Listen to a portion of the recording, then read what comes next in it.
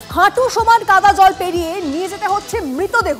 লজ্জার ছবি পূর্ব বর্ধমানের খণ্ডঘোষের গোপালবেড়া পঞ্চায়েতের ইন্দুটি গ্রামের। সোশ্যাল মিডিয়ায় ভাইরাল ভিডিও। গ্রামের প্রায় 800 মিটার রাস্তার বেহাল অবস্থা। কাদা জল পেরিয়ে এভাবেই বিপজ্জনকভাবে প্রতিদিন যাতায়াত করতে হয় গ্রামবাসীদের। অভিযোগ, বারবার পঞ্চায়েত ও প্রশাসনিক স্তরে জানিয়েও কোনো সুরাহা হয়নি। কথা বলবো আমাদের প্রতিনিধি মনতোষ আমাদের সঙ্গে রয়েছে। মনতোষ, যদি পঞ্চায়েত প্রশাসন তাদেরকে জানিয়েও কোনো সুরাহা না হয়, তাহলে আর সুরাহা হবে কবে? এটাই কি অঘোষিত নিয়ম সেখানকার?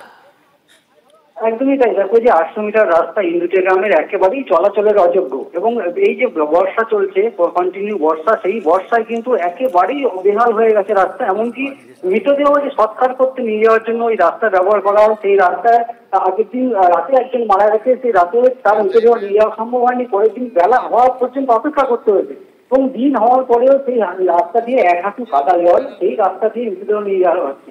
এবং এই বিষয়টি, এই রাস্তার বিষয়টি স্থানীয় পঞ্চায়েত, তাদেরকে বারবার জানানো হয়েছে, জানার পরেও কোনো রকম কোনো সুরাহা হয়নি। পঞ্চায়েত থেকে কোনো রকম কোনো উত্তর আসেনি। রাস্তা তো হয়ই।